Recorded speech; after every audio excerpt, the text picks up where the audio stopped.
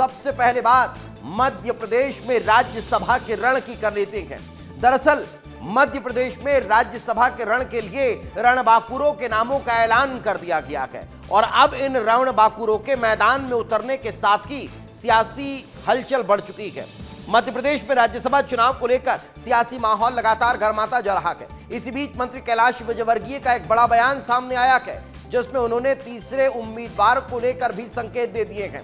विजयवर्गीय ने कहा है यदि पार्टी निर्णय लेती है तो तीसरे उम्मीदवार को भी जिताकर दिखाया जाएगा। क्या कहा कैलाश विजयवर्गीय ने, सुनो जरा।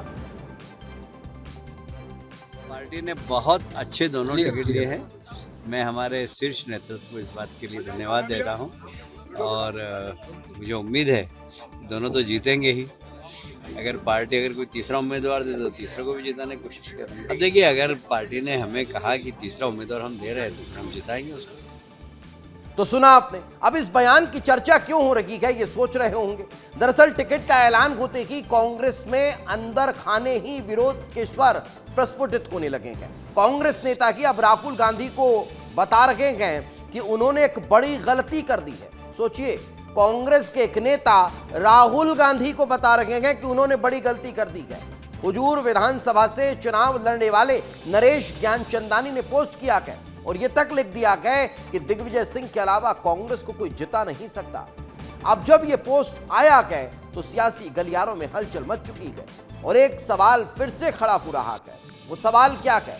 क्या कांग्रेस के साथ खेला होने वाला है? यह बड़ा सवाल है। यह क्यों उठ रहा है, उसके पीछे की वजह भी आपको बता देते हैं। इस बार दांव पर कुल 3 सीटें हैं। 1 से 8 जून के बीच नामांकन होना है। बीजेपी कांग्रेस ने अपने उम्मीदवारों का ऐलान कर दिया है। बीजेपी की तरफ से तरुण चुग और रजनीश अग्रवाल को मैदान में उतारा गया है। उधर कांग्रेस ने मीनाक्षी नटराजन को प्रत्याशी बनाया है। अब ये आपको पता है, मध्य प्रदेश में राज्यसभा के तीनों उम्मीदवार तय हो चुके हैं। बात पहले रजनीश अग्रवाल की कर लेते हैं, जो प्रदेश मंत्री हैं। भारतीय जनता पार्टी ने तरुण चुग और रजनीश अग्रवाल को उम्मीदवार बनाया है। संगठन में बूथ प्रबंधन के विशेषज्ञ रजनीश अग्रवाल माने जाते हैं। अगर आप तरुण चुग का जिक्र करेंगे तो तरुण चुग मूल रूप से पंजाब के अमृतसर से आते हैं, लेकिन अब इनके चुनाव मैदान में उतरने के बाद कांग्रेस ने भी अपना प्रत्याशी घोषित किया, लेकिन इस पर अब सियासी माहौल गर्मा रहा है।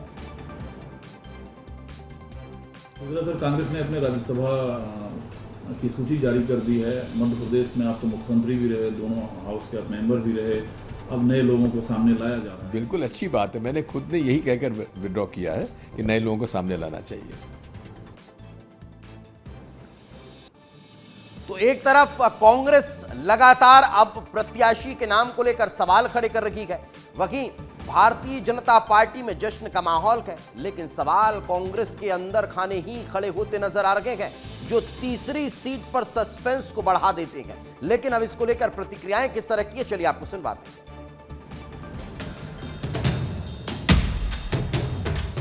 मैं तो कल्पना भी नहीं कर सकता था कि मुझे हमारा नेतृत्व ऐसे आकलन करता है। मैं पूरा प्रयास करूंगा कि अपनी पार्टी के शीर्ष नेतृत्व के इस विश्वास पर खरा उतर सकूं।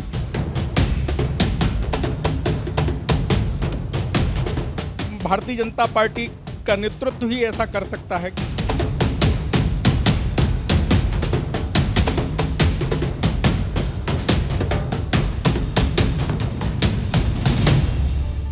तो मीनाक्षी नटराजन को प्रत्याशी बनाए जाने पर विरोध तेज हो चुका है। विरोध होने पर अब बीजेपी ने भी तंज कसना शुरू कर दिया है। बीजेपी मीडिया प्रभारी आशीष अग्रवाल का भी पोस्ट सामने आया है। कांग्रेस प्रत्याशी का आंतरिक विरोध शुरू हो चुका है। चुनाव से पहले कांग्रेस में असंतोष है। राहुल और प्रियंका के फैसले पर कार्यकर्ता सवाल उठा रहे हैं। क्रॉस वोटिंग की आशंका नजर आ रही है। स्पष्ट संकेत दिखाई देने लगे हैं।